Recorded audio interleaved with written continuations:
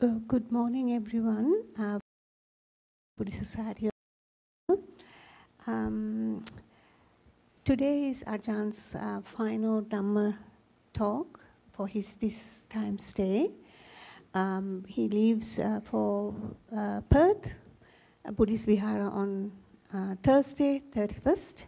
So I wish to, on behalf of the BSV and the committee, express our heartfelt thanks to Bhante and Dhamma teachings and guided meditation. The numbers speak for how much the impact it has been.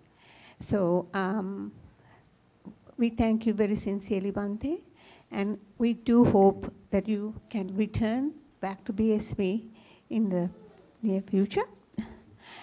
Without too long separation. Bhante lives in Sri Lanka most of the time, and his temple is Sastravilla in the east of the country, southeast of Sri Lanka, past Yala, I think. And that's why you have the visiting elephants coming to your temple. So we do have a donation box at the end to show our gratitude. So at the end of the talk, if you so wish, there's a box there. Just a couple of other announcements, Bhante.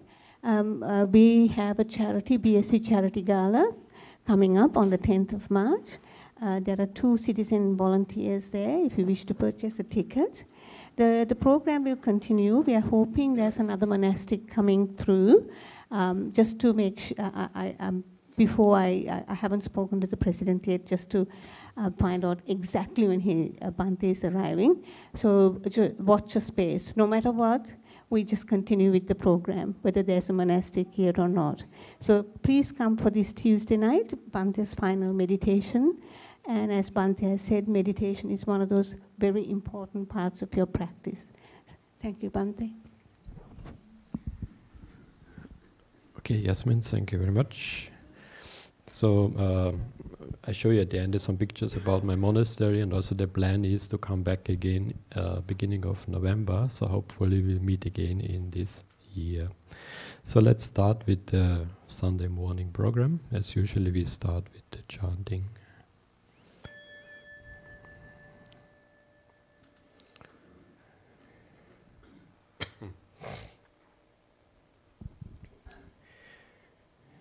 So let's start with the Namo Tassa and taking the 5 precepts. Namo Tassa Bhagavato Arahato Samma Sambuddhassa. Namo Tassa Bhagavato Arahato Samma Sambuddhassa. Namo Tassa Bhagavato Arahato Samma Sambuddhassa. Buddhang saranang gacchami. Dhammang saranang gacchami. Sanghang saranang gacchami. Dudiyampi Buddhang saranang gacchami. Dudiyampi Dhammang saranang gacchami. Dudiyampi Sanghang saranang gacchami. Dadiyampi Buddhang saranang gacchami. Dadiyampi Dhammang saranang gacchami. Dadiyampi Sanghang saranang gacchami. Saranagamana sambunnang. Panatipata viramani sikkhapadang samadhyami.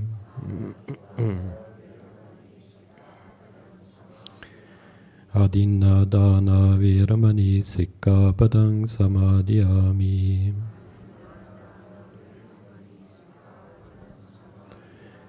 Kami sumichachara viramani sikkhapadang samadhiyami.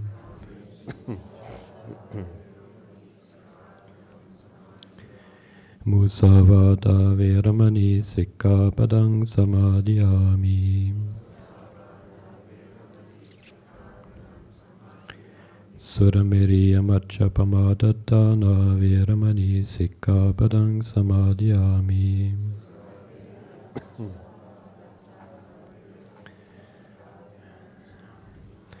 Mi panchasilang sadhukang sarakidang katva appamadina sambaditappang. Then we can recite the Itipiso Gatha and the Metta Sutta together. Itipiso bhagava arahang samma sambuddha vicca charana sambandha sugato lokavidu anuttara purisa dhamma sarati satta diva manussanang buddha bhagavati swakato bhagavata dhamma sandittika akalika ehipas paccatang veditappo vinyo iti sopatipanno bhagavata savaka sangha Ujjapatipanno bhagavata savaka sangha Nyayapatipanno bhagavata savaka sangha Samicipatipanno Yatidang chattari purisa yugani atta purisa pukkala Isa bhagavata savaka sangha Ahuneya bahuneya Dakkineya anchalikaraniya Anuttarang punyaketang lokasati Karaniya matta kusalena Tang santang badang abhisamecca Sakko uccuca succuca Suvaco casamudu anadimani Sandusako cuca salla ugabuddhi Sandindriyo ca nipaka ca Apakappo kolesa ananukita Nacakuttang samacare kinci Yena vinyo pare upavadeyang Sukhino vakemino hontu Sabbe satta bhavantu sukhitatta Yeke cipana buddhati Dasavatarava anavasesa Digavaye mahantava Majjimarasakanukkatula Dittava eva additta Ye chatureva santi avidure Buddhava sambhave siva Sabbe satta bhavantu sukhitatta Naparo parang nikupeta Nadi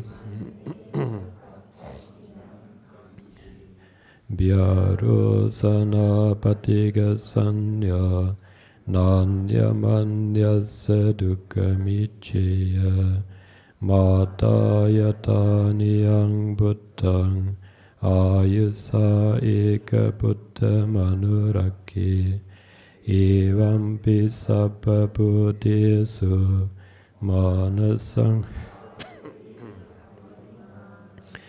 Mettang ca sabba lokasming Manasang bhavaye aparimanang Uttang ato catiriyanca Asambadang averang asapattang Dittang charang nisinova sayanova yavatassa vigatamito etang sating aditeya brahmamitang vyarang itamau ditting cha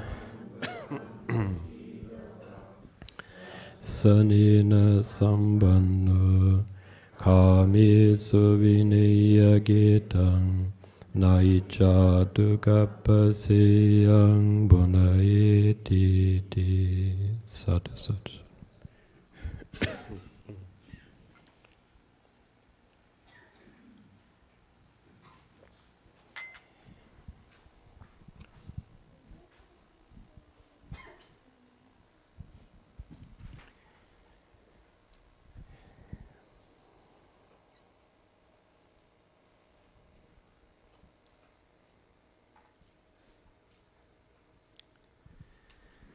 So then welcome again for those who came a little later to our Sunday morning program. The topic today is about awakening down under, or Buddhism and spirituality in Australia. I want to start this Dhamma talk with a quotation from Mr. Goenka. He was once invited at the United Nations giving a speech about religion, and there were many other spiritual religious leaders there. And they talked a lot about spiritual or religious conversion. So he says, this is a wonderful occasion, a time where we all can unite and serve humanity. Religion is religion only when it unites humanity. It does not deserve to be called religion if it is dividing people. Conversion, I am for conversion, but not conversion from one organized religion to another. Conversion from misery to happiness, conversion from bondage to liberation, conversion from cruelty to compassion. That is the conversion needed today, and that is what we should try to implement.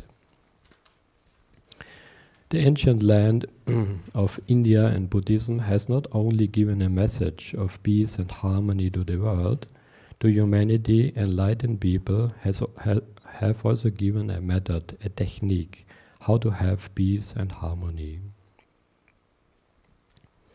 When it comes to peace in human society, we cannot ignore the individuals. If there's no peace in the mind of the individual, then how can there be real peace in human society? If I have an agitated mind full of anger, greed and jealousy, how can I give peace to the world? If I cannot find any peace in myself, how could I contribute to peace in our society? So first we have to find peace in ourselves, so we have to use mindfulness. All the Buddhas, avatars, saints and seers in the world have given us this advice: know thyself, find out about your own mind. You start understanding the universal law of nature, which is applicable to one and all. When I start observing within myself, and I find that I am generating anger, hatred, ill will, animosity, I realize that I am the first victim of my anger. I am the first victim of my hate. I start burning inside, I become a miserable person. Then only I start harming others. That is the law of nature. Once we become miserable inside, and that's how I feel sometimes when my computer is not working. Once we become miserable inside, we do not keep this misery to ourselves. We keep on drawing this misery on to others. I make the entire atmosphere around me so dense, so that anyone who comes in contact with me becomes also miserable. Once my mind is free from these negativities, when the mind is pure, then again the law of nature starts working. And nature is starting rewarding me. I feel so peaceful, so calm and so happy again. So these seeds of divine pleasures, which bring nothing than divine pleasures within. Whether I call myself a Buddhist, a Hindu, Christian, Muslim or Jew, makes no difference. A human being is a human being, a human mind is a human mind. And the Buddha's famous saying, Nippanang Paramang Sukhang, means if somebody is into meditation, it gives you the highest peace and the highest pleasure. So the human mind can achieve amazing things. Conversion should be from impurities to the mind of purity. The human mind can change in amazing ways. There's no magic or no miracle involved. It's pure science of observing the interactions between mind and matter. Just by observing your mind and body, you can understand the law of nature. And everybody can do that. We are all just human beings. We can all achieve this progress in meditation. So when real change comes, it should come deep within our mind. When people become really spiritual, they start feeling this love and compassion deep within themselves. When I generate peace in my mind, the entire atmosphere around me becomes filled with vibrations of peace and happiness. This is the real conversion which is necessary nowadays, and the real conversion which we should strive for. So this was the speech from Mr. Goenka, and as you know, Goenka Vipassana is a worldwide organization. They have centers all over the globe, including one near Melbourne. It's called Dhamma Aloka Heals Phil. I'm not sure where this is, but it's close to Melbourne. So they offer these 10-day retreats, and also it's not the meditation I'm doing now. It's a little bit a different version of mindfulness meditation. Still, I recommend to do at least one 10-day retreat. So when it comes to Buddhism, the important thing is Ceto Vimutti, the heart or mind deliverance. So all I teach is suffering and the end of suffering by the Buddha. So all the Buddhist teaching has to do with your mind, change your mind, find real peace and happiness deep within you.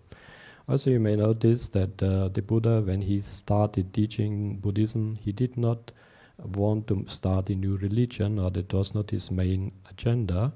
He wanted to teach a new philosophy, a way of life, teaching a technique, how to transform your mind into peace and happiness. And also now, especially nowadays in the 21st century, I think we should present Buddhism in a modern, non-sectarian way. So if we teach secular Buddhism, which means only the deeper parts of the Buddhist teaching, presenting it in a non-sectarian way, similar to what Mr. Goenka or Vipassana is doing, then also people from other traditions, from other religions, will find it easier to practice this technique and to liberate their own mind from all misery. Some of you may know Panya Sobana. He says Buddhism should not be about implementing a 2,500-year-old tradition into the 21st century. Instead, we should rather reflect on an evolutionary result that boasts 2,500 years of progress, characterized by much wisdom and practicality. So he is also one who tries to teach secular Buddhism and bring it in a non-sectarian way, so that others also find a chance to join us in and profit from this Buddhist teaching. One important part of the Buddhist teaching is the metta meditation, loving kindness. Also, I usually start the metta meditation on focusing on the heart chakra, which is in the middle of your chest. Now, there are different ways of getting into loving kindness meditation. This is just one way. The 7 chakras in the body are a fact, and they have been proven nowadays. There are even machines who can pick up the colors of your chakras. So the middle one is the heart chakra and has the color green. And once you develop this loving kindness meditation, especially that chakra opens up and starts shining. So metta meditation is often used against anger and ill will, but also as an introductory into mindfulness meditation. When you practice metta meditation a lot, there are a lot of benefits you can get from it. So as you sleep happily, you awake happily. You see no evil dreams. You are beloved by humans and non-humans, means spirits. Also, you are guarded by the spirits. Nothing can harm you, and rebirth in the Brahma world. So the Buddha said, if you develop this metta meditation for a long time, you will be reborn in one of the highest spiritual places unless you attain any higher stage of real awakening. So there's a long list of advantages of practicing this metta meditation, especially at times where you feel very tense, or you feel there's anger, or you're restless with somebody. Metta meditation can do wonders. So meditation is the heart of the Buddhist teaching, seeing things as they are, breaking the illusion of Mahamaya, seeing things as reality actually is. So the Buddha compared our reality as an illusion, a dream-like state. The only way to wake up from it, use the tool of meditation. And here again the Kalama Sutra, my famous sutra. Believe nothing, no matter where you read it or who said it, no matter if I have said it, unless it agrees with your own reason and your own common sense. And the Buddha was the only spiritual or the religious leader who said something like this, because the whole Buddhist teaching was based on experience. Every part can be tested. The term he used is ehipassiko, come and see, find out for yourself. Experience it, find out, do question everything. Don't just believe. So the Buddha, every part of his teaching is based on experience. That's the way he attained Buddhahood. And also for us, the same way to liberate the mind is through direct experience. There is no religion higher than truth, by Madame Blavatsky. No one saves us but ourselves. No one can and no one may. We ourselves must walk the path. Again, pointing in the same direction. So all religions contain some part of Dharma, but the real liberation, the truth, the Dharma, stands above all religions. The path can be sometimes difficult, so if you practice, because you have to deal with a lot of your past memories, a lot of karmas are coming up, in order to purify your subconscious mind from all these memories. So there can be a lot of challenges on your spiritual path, but according to the Buddha, you can only make two mistakes when you are walking towards enlightenment. One is you never start walking, the other one you stop halfway. So as long as you start with your spiritual practice, you make an effort to start with your meditation, and you keep going, even if it may be sometimes difficult, you are sure to end up somewhere. So you will develop your mind, and you will reach one of these higher levels of consciousness. As you know, I'm not very in favor of holy books. So books can give you an idea, where to go, what to do, and what to expect. But when you really start with your practice, with your meditation, it's better to forget about everything. Just trust your own experience. Later on, you can compare your experience with the teachings in the texts as well. So however many holy words you read, however many holy words you speak, what good will it do if you never practice it? So we have to sit down, do our own practice, and get our own experiences. Also many are saying it is in the holy Buddhist books, that's why it is proven that it is the word of the Buddha. I would be even very careful with that one. So the books have been written down about 500 years after the Buddha, and intentionally or unintentionally things have changed in the books, so maybe they omitted a few things and things have been changed. So the ultimate authority, if it is true or not, should be our own experience. There's a saying, it says there's no Wi-Fi in the forest, but I promise you, you will find a better connection. And the last 3 days we didn't have Wi-Fi in the BSV. It was very hard, you know. And Adrian said, it will come back soon, I'm sorry. And I said, as Buddhist monks, we should be able to manage 1 day without internet. And but we are so used to it, and it's really sometimes difficult. here what the meaning is, go back to nature. So if you try once to go to the forest and meditate there, you will feel it is much more easier to reconnect with nature and also to get deeper into your meditation. Even they say all this electromagnetic pollution, the vibrations, they influence us in a way which is not very helpful for our meditation. So if you go back to nature, sometimes just go out into a park, in the forest, or into the bush, as they say here, then you will see it is much more easier to meditate in that surrounding. So the truth will set you free by Jordan Maxwell. So we have to understand what is the basic Buddhist teaching, the core Buddhist teaching, and really implement it in our day-to-day life. Like the basic virtue, the 5 precepts, an understanding of the law of karma, and then practice the vipassana or mindfulness meditation. There's another saying about religion. It says, the doubt of your faith is not God testing you. It is the truth trying to emerge and free you. So sometimes we, very spiritual or religious people, they develop doubt in their religious tradition. Often it is not so much God testing you, but it is the truth which tries to emerge and set you free. In a world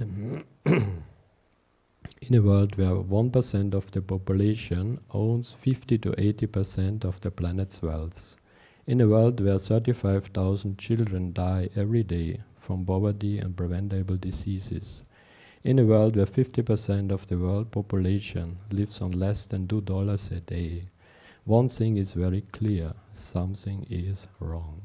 So this is about the people who say, don't worry too much, everything is okay, everything is fine. But if you see these facts about our global society, one thing we can say for sure, that it is not organized in a perfect way. Things have to change. We should also ask always the question, is it a truth or is it a lie? There's a famous Irish researcher, Michael Cesarian is his name. He says, ask yourself, have I been sold a lie or have I bought a lie? And that makes a big difference.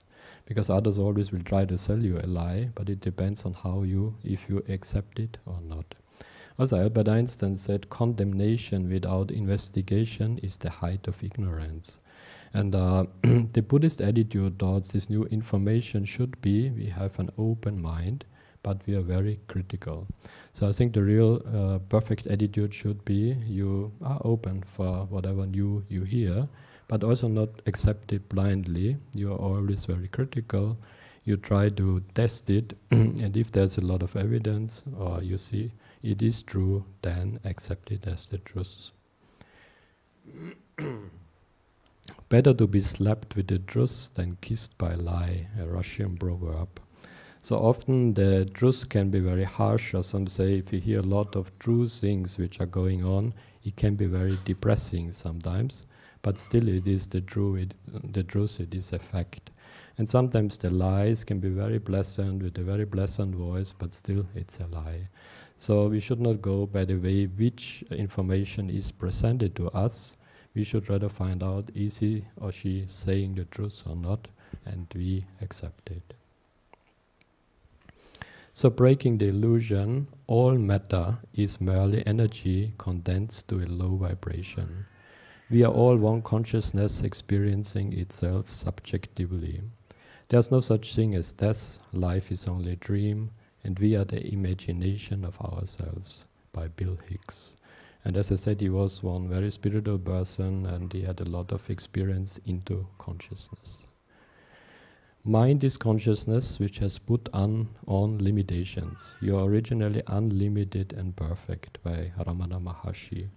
And I have been in his monastery in southern India, in Arunachala, and he was one of the outstanding Indian yogis who talked about anatta, the non-self nature, again a very experienced meditator. Albert Einstein, science without religion is lame, religion without science is blind. And there is nowadays one study done which really connects science with religion, and that is quantum theory. And many things the Buddha said 2,500 years ago is now proven with the quantum theory. So Buddhism meeting science. The very act of observation creates reality. What is the reality before observation? It is just all possibility. It is observation that creates reality. So the implication is without consciousness there can be no reality. And human consciousness is an important part of the universe. So what they say in quantum theory is if you don't observe it, if there's no consciousness, it does not exist. Everything out there is just energy in vibration form.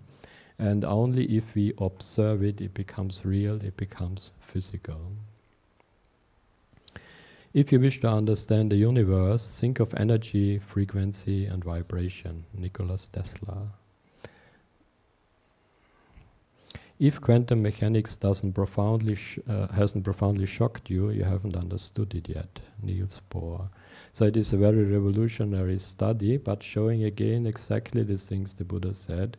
When the Buddha said about the mind is the forerunner of all things, mind made all things, he pointed in the same direction. So without consciousness there is no reality, it is mind made. It also shows through mindfulness or awareness meditation we can wake up and see reality as it is. So an individual who uses his inner energy and intelligence can transform mankind.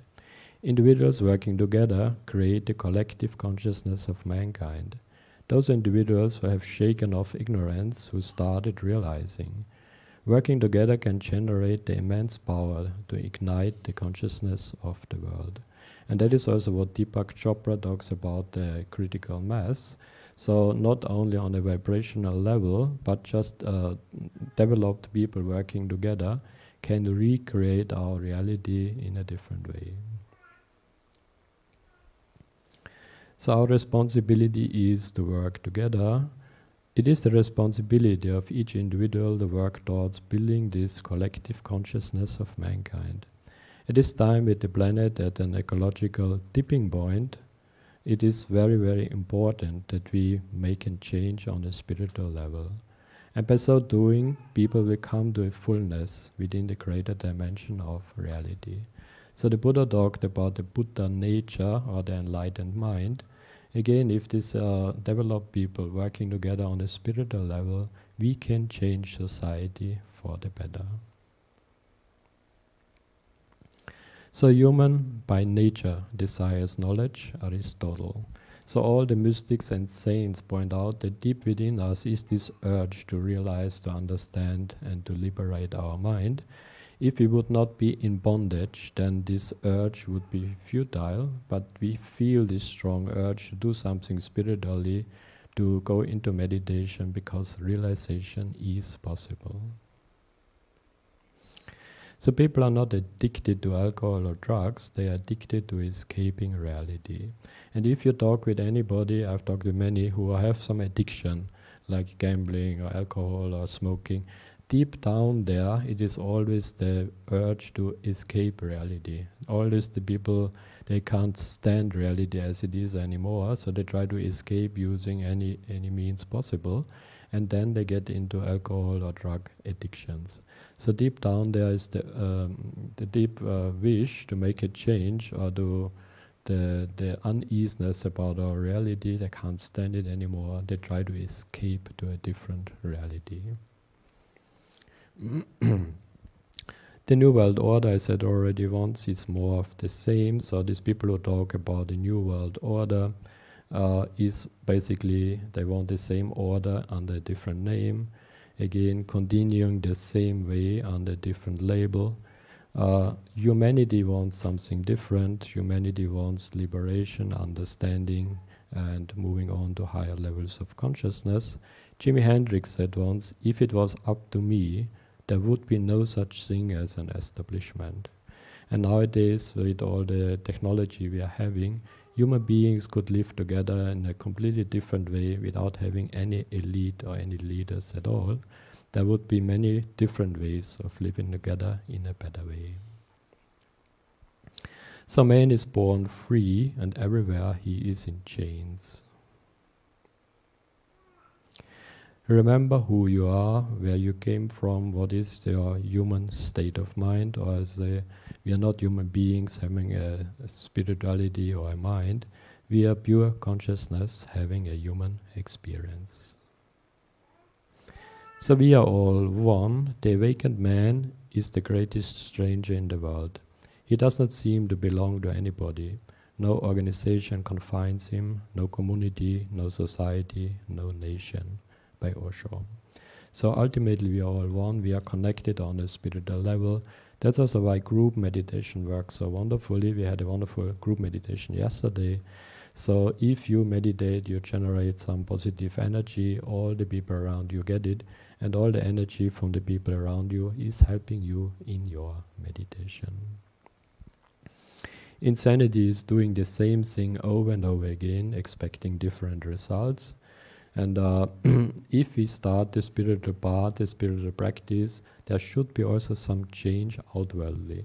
Many say, I don't want to change anything outside, I just want to change in my meditation. But automatically also from outside, a few things have to change. And the changes can be very little, so you start with readjusting a few things in your life, and then also you will get a different result from it. So the fastest growing religion is no religion, or there's people who say I'm spiritual but not religious, and it's growing very fast. Some also call it, this is the hidden Buddhist revolution. So Buddhism is growing under the label of Buddhism, and it is also growing under the label of spirituality or mindfulness meditation. And the one without the label is even growing faster worldwide, especially in Western countries. And yesterday somebody asked me why it is growing mainly in Western society, not so much in other countries.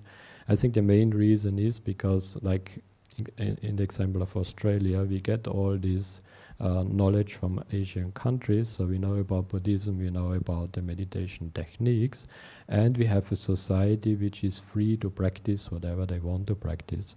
Also the Australian mindset of being very liberal and very open to new things fits in perfectly, so that's why especially in Australia and the Western countries, spirituality is growing very fast. So nirvana is freedom, which can be achieved when we purify our mind. So the ultimate goal of Buddhism or spiritual practice is to overcome suffering and to gain liberation. This again, this Nippanang Paramang Sukhang, which the Buddha used many times at the end of a Dhamma sermon.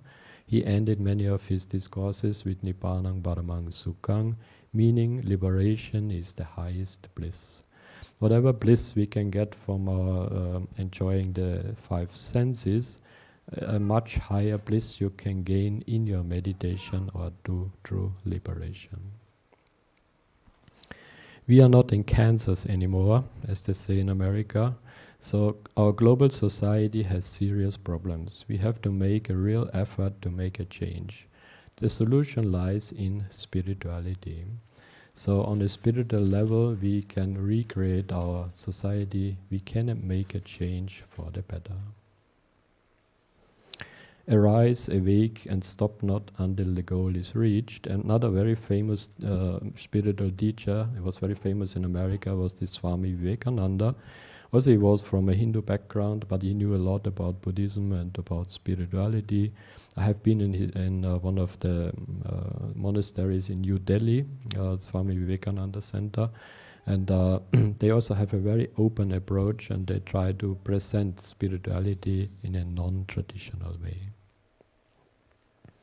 So coming back to Australia, the sun shines on Australia, and I can see a lot of great potential and have great hope in Australia, while the chaos and the problems multiply in the US and the EU and worldwide.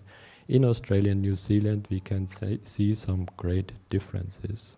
Also the country is very stable, the people are very liberal-minded, open-minded, and we have a lot of Asian people living in Australia, so all this connection with the original Buddhist teachings, the spiritual teachings are there.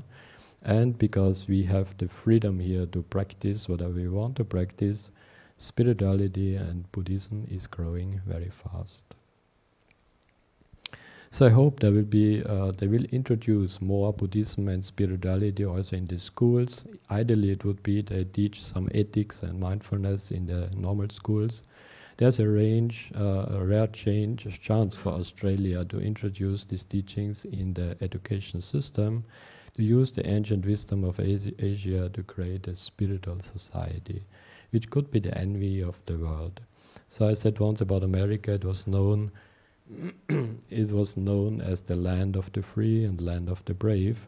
Australia could be the future land of the free and land of the brave. And also many Australians who visit America, they say Australia looks like a better version of America. And so many mistakes they made in America, we should not repeat it here. We have a chance to do something better over here in Australia. There's a school in, these are the students in Daylesford Dhamma School. They begin their day with 50 minutes of meditation. As you can see, they're not even children from Asian backgrounds. Most of them are white Australians, Aussies.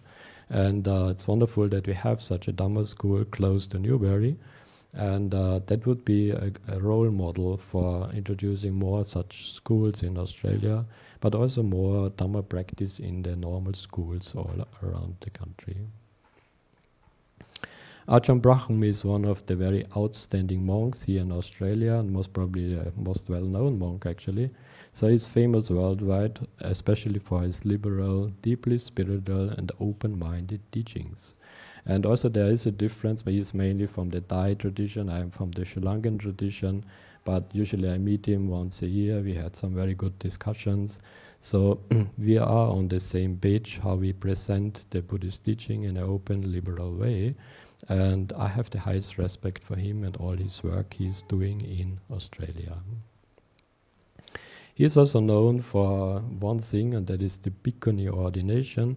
So he started in Australia with the bhikkhuni ordination, and there was a lot of resistance from the Buddhist Thai Sangha, for example. And to give a little background to this, in many of the Asian countries, they say the bhikkhuni ordination is no longer possible because the lineage is broken. That means back in history, for bhikkhuni ordination, you need 20 high ordained nuns. If you don't have the 20 anymore, they say it's not possible to ordain or keep up the lineage. And they say the monk's lineage is unbroken, about which I'm not so sure. Because there was a time where in Sri Lanka the Bhikkhu Sangha also died out. There were only lower, novices, but no higher ordained monks anymore. They reintroduced it from Burma. At another time it died out in Burma, so they reintroduced it from Thailand. So it's not sure if the lineage is really unbroken. And it's not really the most important thing. So if somebody wants to practice the bhikkhuni or bhikkhu life, then they should also get that recognition. So what Ajahn Brahm did with reintroducing the bhikkhunis into Australia, I 100% agree with that. And I think in the 21st century to keep up this discrimination between man and female is no longer holding up. So whatever the past, the historic reasons may be, I think it's just a logical thing to do in the 21st century. If you go back one step further, if you say pure consciousness does not have any gender. So in pure consciousness there is no male or female. When we are reborn, we take up the role as a man or a woman. We are reborn and we identify with a certain gender. Also through rebirth it may change. One day you may be reborn as a man, the another time as a woman. So it should not be any real reason to discriminate in the Buddhist order. And I think in the 21st century also it makes not a very good picture for the Buddhist teaching. So I agree with the move of Ajahn Brahm to start with this ordination. Also from Thailand or for some traditional countries, the response was not so good. Because they stick on to this orthodox ritualistic idea that it is no longer possible, the lineage is broken and they cannot ordain nuns anymore. That's why we have in many Asian countries the nuns are dressing differently. So they are living basically the monk nun's life, but they are not recognized as bhikkhunis, which is very unfortunate, and I think it's very outdated. So I think in this way also Australia can be a forerunner, that we do not make any distinction. Whoever wants to live this life as a monk or a nun should be recognized as such, and important again is the practice and not the lineage. Newbury Monastery is also a very rare project, so there also we try monks and nuns living together peacefully. Also the BSV of course started the whole project, but Ajahn Brahm is also supporting it very well. So again, if that becomes a success, it would also show that this is possible, and it would create a good picture for the future, and also others might start to copy that. There's a Hopi prophecy from the Hopi Indians in America. It says, when the earth is ravaged and the animals are dying, a new tribe of people shall come unto the earth, many colors, creeds and classes, and who by their actions and deeds shall make the earth green again. They shall be known as the warriors of the rainbow. And so they predict, and they give much more details about the time when this will happen, and all the points are actually fulfilled right now. So they say, at a time like this, where nature is suffering, animals are dying, and human society faces huge problems, there will be a new movement of spiritual people from all different classes, different countries, different cultures. They will be united, not by their background, but by their practice. So there will be all spiritual, same-minded people who make a change and who save our global society. So hopefully that prophecy will be true, and we can see many developments in that direction, and I think the practicing Buddhists, or the spiritual people, will be a big part of these warriors of the rainbow. So to free our mind is the most important thing in the Buddhist teaching and in spirituality. We should not accept any ideas, any beliefs blindly. Use your meditation to liberate your mind, to free your mind, and also to join this global movement of spiritual people to make us a change outwardly, to change our society for the better. Now, I've said many good things about Australia. I have one suggestion for change: the flag. Why do you copy a flag, the British flag? Why not make your own? So there are many suggestions of Australia should have its own flag, and there's a good suggestion, which is this one. They say this would be unique Australian, it looks nice, and it would not be just a copy of another flag, it is uniquely Australian. But I have even a better suggestion, and this is this one, see? And I made it myself. Because Buddhism and spirituality is growing very fast, this would be a wonderful, it looks nice and has a deep meaning. The Dhamma Chakra, as you know, is not only a sign for Buddhism, it is a sign for righteousness. It is a sign for the Dharma, for any good spiritual practice. So it would be a very nice flag, and it would be a unique Australian flag. And we should suggest that to the government. So when it comes in Australia, usually I try to come now once a year, and I have two places. One is in Perth, the Sri Lankan temple, but my favorite is the Buddhist Society, out of many reasons. One is because it is very non-sectarian, so it is many different teachers are coming here, and especially people who come to BSV are very open-minded. They're really interested in practice, in understanding, in making some spiritual progress. So there's less ritual here, much more the deeper parts of the Buddhist teaching, which makes it a unique place. I have been told that it's the first Buddhist place in Victoria, I think it's true. And also it's a small place, but it's still an outstanding place and cannot be compared to any other Buddhist place in Australia. Also, the BSV committee does a huge service to this place and to Buddhism in Australia. So this time I really connected with all of them. President is here today, Vice President, our Secretary is over there.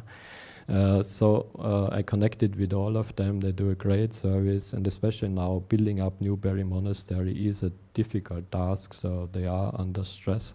So I hope that they will continue their great work, continue in harmony for the benefit of this place, and also for the benefit of Buddhism in Australia, since they set a different example, some non-sectarian approach based on your experience and meditation. There's a saying in Europe, it says, don't worry about the world coming to an end today, it's already tomorrow in Australia. So we shouldn't worry too much. Sometimes when I call my friends or I send a message, one of my friends had a birthday in Germany, in Austria, sorry, and when I sent the message, he said, not yet, tomorrow. Because here it's already tomorrow. So for me also, when I teach Buddhism, and I teach in a few different countries, when I teach something, I try to teach it in a little different way. I try to introduce a little bit more nowadays problems about society as well. But the main approach is always on the meditation and on the real experience. Also, when I say new things, I do not expect anybody to accept anything blindly. I try to just arouse interest. I present information. If anybody's interested, you can research it on your own. The last thing I would want is somebody believing anything blindly. So it is just meant to arouse some interest, to spark some thinking, and also to push you towards your real practice of meditation. So at the end again, much merit to the BSV committee for inviting me this time over here. I was 3 months here and the time passed so quickly. Usually when the time passes quickly, that means you have spent a very happy period, otherwise time stands still. So the 3 months passed very quickly. The idea is I will try to come again this year in November after the rain season. So Ajahn Nisarano is coming for the rain season. I will try to come after that again. So that would not be too far away. I also reconnected with a lot of very interesting people here in my meditation class and in the Sunday Dhamma talks. So it was really a very interesting period and I really enjoyed my time here. So thanks very much to the committee and thanks to all of you for joining my classes. So may you all be able to free your mind. May you all find peace and happiness, enjoy your spiritual life, keep going in your meditation, in your Dharma practice. May you all be able to free your mind and reach levels of higher consciousness. Sadhu, sadhu. At the end, as promised, I show you just a few pictures from my monastery in Sri Lanka. And actually last time I had quite some. I had 4 groups from Australia to come there and visit me. Many Sri Lankans anyway go like once a year to Sri Lanka for a visit, so they can also come to see my place. It is on the southeast coast of Sri Lanka. It's called Susara Monastery. But if you want to check it on Google Maps, for example, it's called Maninaga Bapada, which is the ancient name of it. You can see down there the Yala Park, which is the biggest national park in Sri Lanka. So it's on the back side of this national park. Sastra Valley is the name we use. It's a big area, huge jungle near the beach. It's a very ancient monastery, but it was abandoned for a long time, and they restarted it about 10 years ago.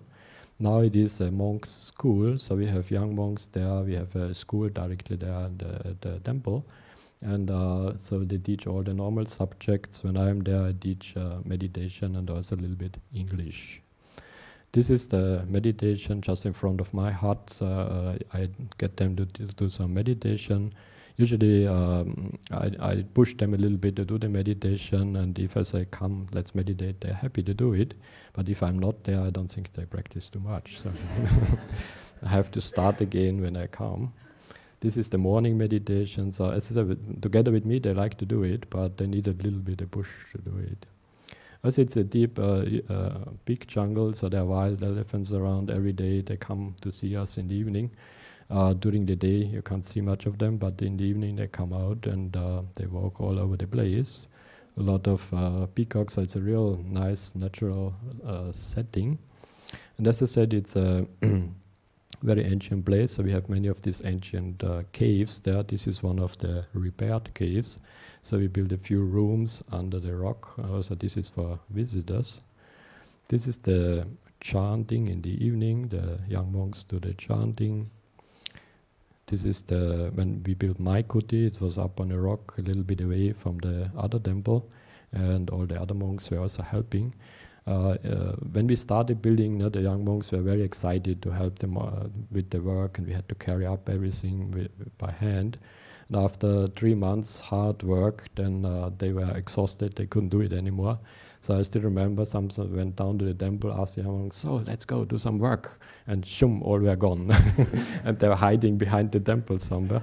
It was just too much. So then at the end, there's an army camp nearby, so the soldiers were helping to finish the place. And this is the finished one, so this is the finished kuti, and as I said, it's a perfect place for my meditation. When I'm in Sri Lanka, I spend a lot of time on my own doing my meditation, and I teach a little bit the young monks. So if somebody is anyway going to Sri Lanka, or you're planning any visit, pay us also a visit there. Close by is one tourist village, it's called Arugam Bay, so many, even Australians are going there. It's famous for surfing. So once you are there or in that area, you are welcome to see our place as well. We put up a donation box for everybody who likes to help a little bit. Any help is appreciated.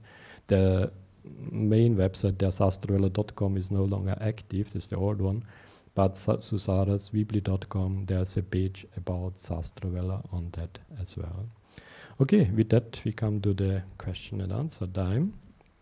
So do we have any questions about the Dhamma talk? Anything you would like to ask? As we said, this is my last Sunday talk this time, so last chance to ask any questions.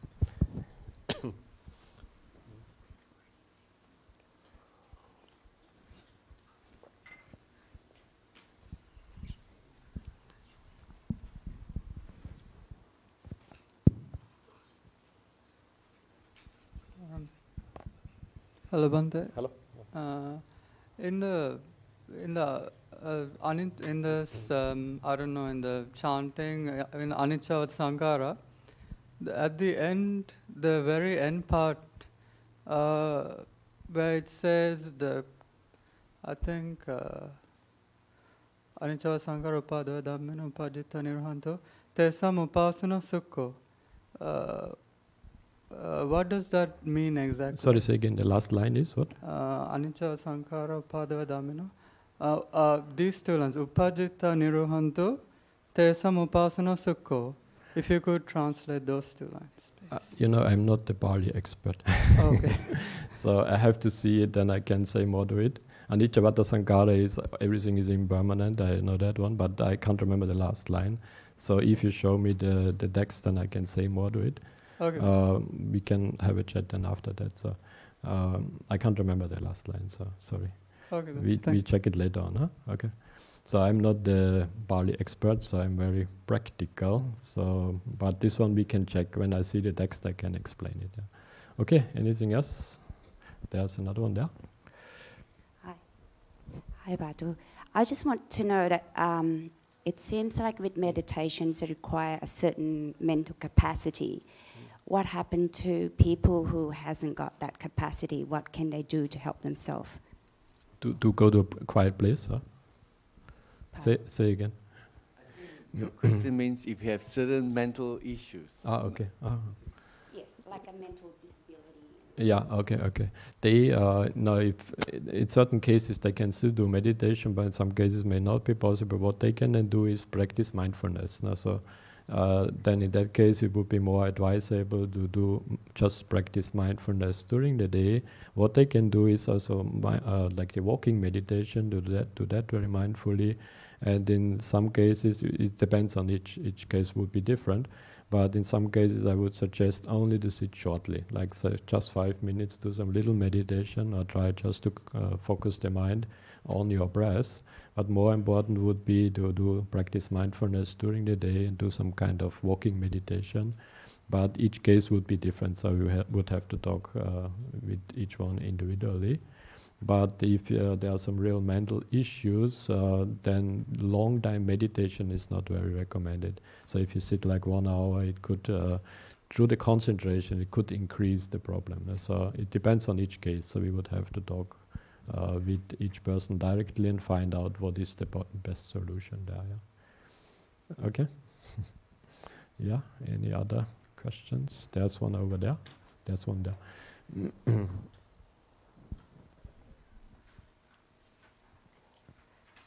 Bhante, this is a simple question, but when we are meditating, you said we are purifying the inner, but you also mentioned about the external, the change the external, I mean, to simplify our living, I presume, but can you just expand on that, please?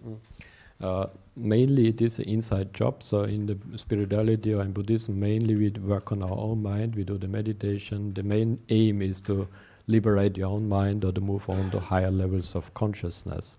But then indirectly or directly, some change will also happen outside of you. So you will influence society in different ways. One is just the vibrations you create will create a change around you. So all people who get in contact with you, they will feel this peace and harmony, and they will also start changing. That's one way. The one I explained here, I know this with quantum physics is very deep and a little bit difficult to understand, but since the Buddha said everything is a dreamlike state or it's mind-made, that means also on a deeper level you can recreate reality on a different way. So on that level also we can create a change in society. The other way is of course just the obvious one. Once you are deeply into spirituality, you talk with others, you influence other people around you. So little by little you create a change also in society. And also what happens in my case, in many cases, once you are really into deep meditation, then also you start seeing things in society much clearer. So like if you're not much, the eyes are not much open, people are just accepting things and they think everything is just fine. But once you get into deeper meditation, also automatically you can't avoid seeing also things which are going on in society. So you see, this is wrong and this is not good and this should be changed. So that also naturally it's happening. And then many people also start researching a little bit what is actually the problem in society, and they start also talking about it. So in many different ways, through your spiritual practice, you start also changing society on the outside. And that's the idea of making a change outside there. But the main focus is on your meditation. Yeah. Okay, thank you. Anything else? We have one over there. Adrian is very busy, you have to go here and there.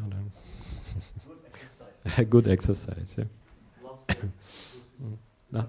She, behind there.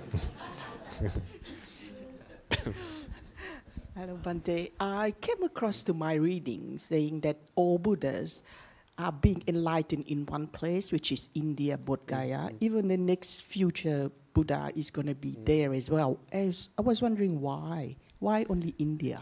They nowhere say else? Maybe next time he comes to Australia. It says so in our texts, yeah, but I'm not sure about it again because it's just in the books. But there's a belief that all the Buddhas are born in India, and but like in Thailand, they say the Buddha was a Thai, and there are some monks in Sri Lanka who say he was a Sri Lankan, and so we are not 100% sure about it. No? And I think there's a group of monks in Sri Lanka, for example, they say he was living in Sri Lanka, and they even argued this village is Bodh Gaya and this is Lumbini, and so they found everything there. And they did a lot of research, but I think it is not really true. Their main argument is because India is now mainly not a Buddhist country, so it is not, he cannot have been there in India, which is nonsense because things are changing. Now, so maybe at that time India was a top country, now it is not, so it's always changing during our history. So there's a belief it's always in India, or like the Dalai Lama, they say he was reborn always in Tibet. But then I think this Dalai Lama, he says he does not want to be reborn again in Tibet. Now he wants to be reborn in India or somewhere outside the Chinese control. And so it may change. I think it changes. The Buddha, a Bodhisattva, a Buddha, usually chooses a place where people can understand the teaching. So if it's a country or an area where people are very developed or they are on a high level, only then it makes sense for a Buddha to come and teach the Dhamma, because otherwise people just can't understand it. No? Then even if the Buddha would be there, he would teach the Dhamma, but nobody could understand it, so it makes no sense. No? So I think he, not necessarily that it's always India, I think he chooses the best place. No? So whenever the time comes for the next Buddha to be reborn, he will choose a place where there are the most chance for people to understand his teaching. So if we strive hard, it could be Australia again. Yeah, thank you. Any other question?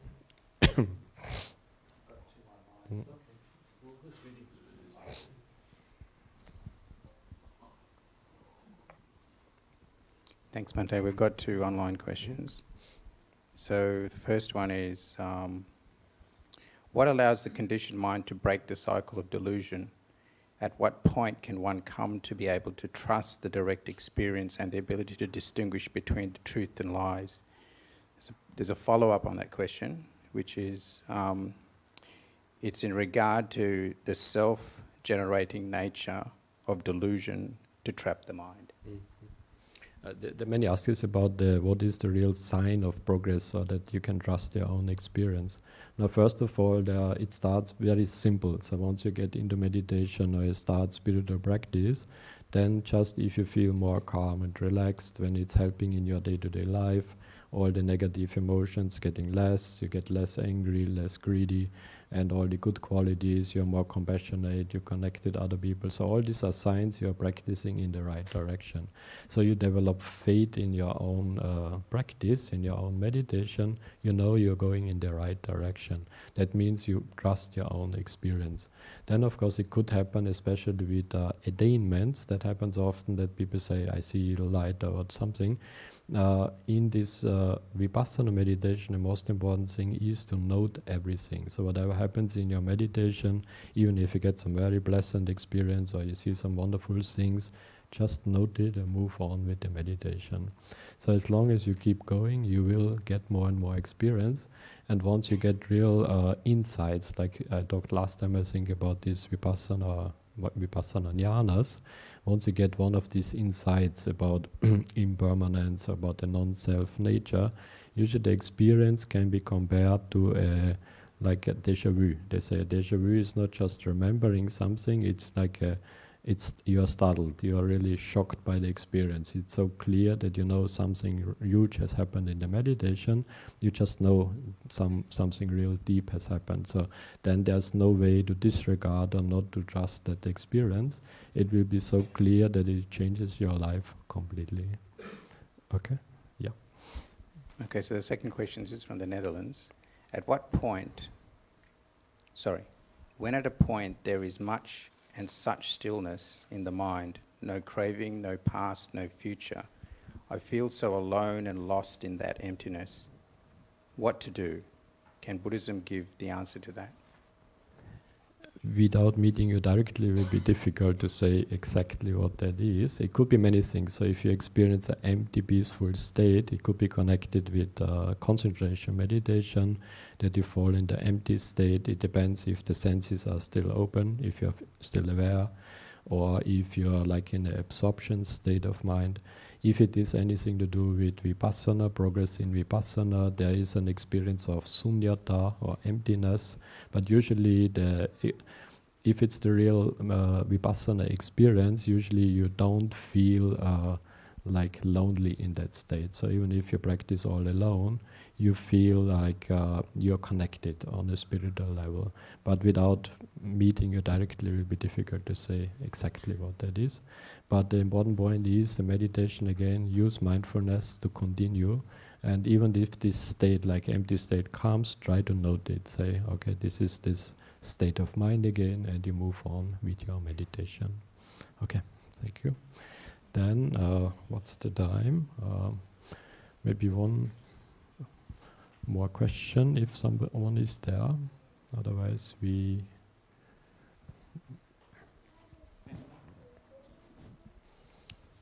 there's one far behind again.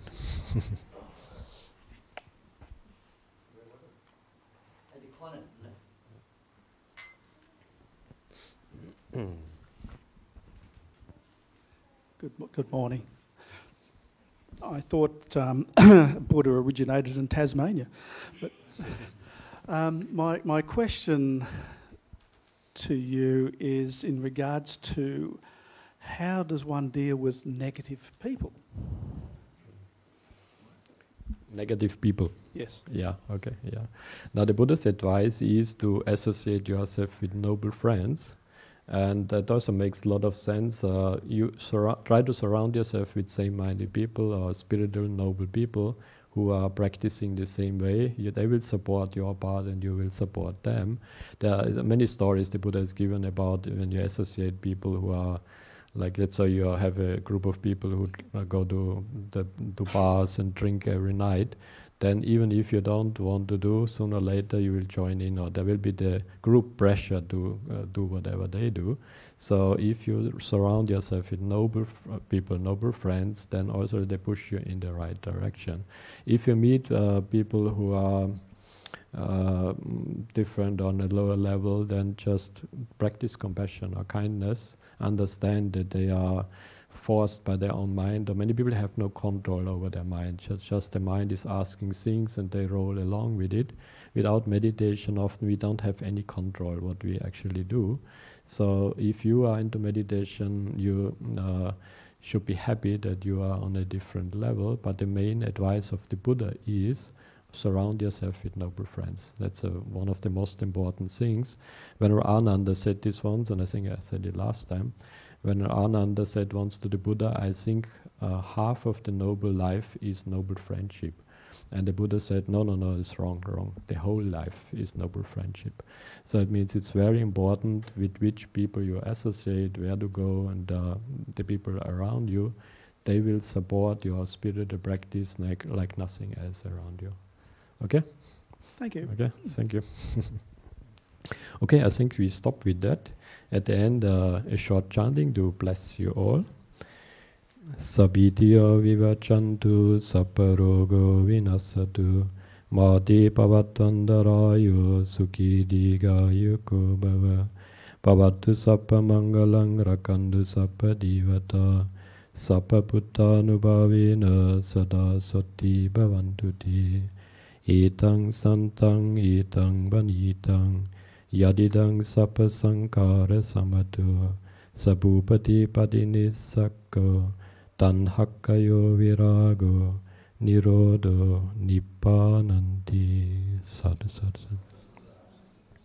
So again, thanks very much for coming. Have a very nice, peaceful day. You're all invited, of course, to join the community lunch on the other side. Others who have to leave, so thanks very much for coming and have a very nice Sunday. Thank you.